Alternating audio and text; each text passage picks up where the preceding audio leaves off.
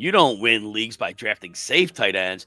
These six are different. Reach for them, and you'll gain an edge every single week in your fantasy football league. I'm starting out with Jake Ferguson. Jake Ferguson did not have a great year last year, but there were a lot of reasons why. First of all, he missed some time. Second, though, which is most important, Dak Prescott missed about half the season. And if you remember, Jake Ferguson played 7 games with Prescott and hit 70-plus yards in 3 of those games. There is a great connection, and Dak Prescott has always weaponized his tight end. Now, Dallas brings in wide receiver George Pickens, and they have CeeDee Lamb. So Ferguson is no longer the number 2 option in the passing game. He's the number 3. But maybe in this case it works. Dallas, I expect to have to pass the ball very frequently, and if that's the case, knowing there'll be pass attempts on the board, being the number 3 option in a high-volume pass offense with a very good quarterback, it still works. Jake Ferguson's a playmaker in the middle of the field. About tight end 15 in drafts, reach up a little bit for him, but he is definitely going to be a player you're going to want on your roster. Jim, I am reaching for Dallas Godert, tight end 17 currently on the board. And yes, he may have disappointed last year in a box score, but we know context is everything. He missed 7 games, which was a career high, yet still ranked 10th in target share amongst tight ends, 4th in yards per route run, and 7th in yards per reception. Still efficient. When on the field, Godert was efficient, productive. He posted 9.5 PPR points in 8 of 14 games, including the postseason, and is after the catch skill set ranked in the 80th percentile. Now, the downside, he'll be 30 years old, has missed 23 games over the last 5 years, and he plays behind guys like A.J. Brown, Devonta Smith, and Saquon Barkley in a run-heavy offense. But there is some upside. If Philly ends up throwing more under their new OC and Godert can somehow stay healthy, you're getting a proven tight end 1 talent with elite efficiency at a discount.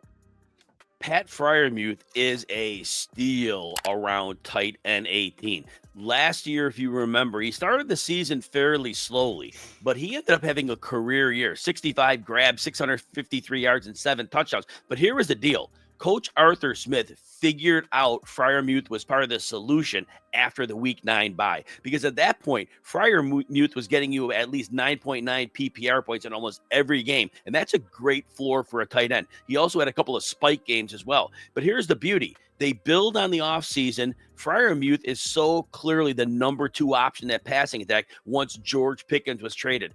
All of the receivers they have that might pencil in that slot, Freiermuth is more likely a much more dependable receiver. So again, we don't know as of this recording who the quarterback is going to be. It doesn't matter.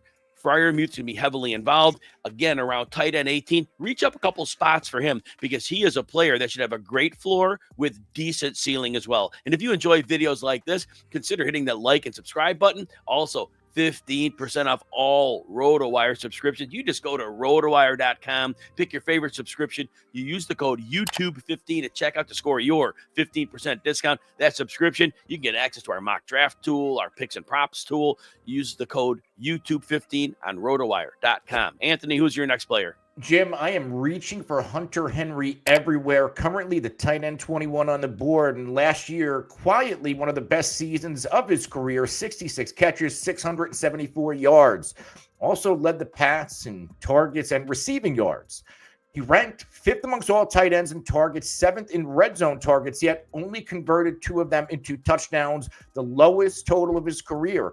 He normally averages 5 touchdowns per season, so even if he regresses to the mean, he's a top 10 fantasy tight end. In 11 games with Drake May last year, Henry averaged 6.5 targets and nearly 45 yards per game. Strong, consistent volume at a position where most guys are volatile.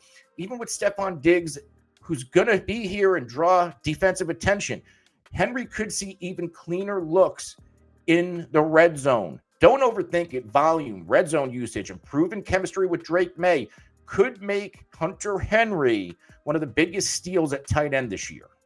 If you really, really want to wait late, Mason Taylor is going outside the top 24 tight ends. He's the rookie drafted in the 2nd round by the New York Jets. And here's the deal. Just like with Pat Freiermuth on the Steelers, Mason Taylor has a great chance of being the number 2 option in the passing attack.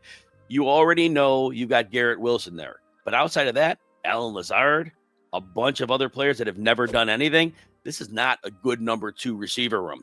Mason Taylor steps in, playing with Justin Fields. And don't forget, in 2023, Cole Kmet had a career year with Justin Fields. 700-plus yards, 6+ touchdowns, and 90 targets. Mason Taylor is a pure pass catcher, drafted again in the second round. He will be in that position to be the great beneficiary of those Justin Fields middle-of-the-field targets. So you want an upside play, Mason Taylor's your play.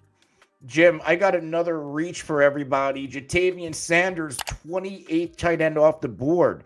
And he flashed real fantasy potential last year as a rookie before his Week 12 neck injury, which derailed his momentum. From Week 6 to 10, Sanders averaged 9 PPR points per game while posting over 12 PPR points 2 times in that period. He was looking like a sneaky waiver wire gem. But after returning from his injury, his role in snaps kind of disappeared, which could have been a result of the coaching staff being cautious with him. But don't let those final games fool you. Sanders still led the Panthers' tight end room in targets, receptions, and yards. Even as a fourth-round rookie, he's a pretty good receiver with top 600 yards in back-to-back years at Texas. And while he's not a burner, he creates separation and can make plays after the catch. If we see the ascension of Bryce Young continue, Sanders could be one of the biggest values at tight end at his current tight end 28 costs.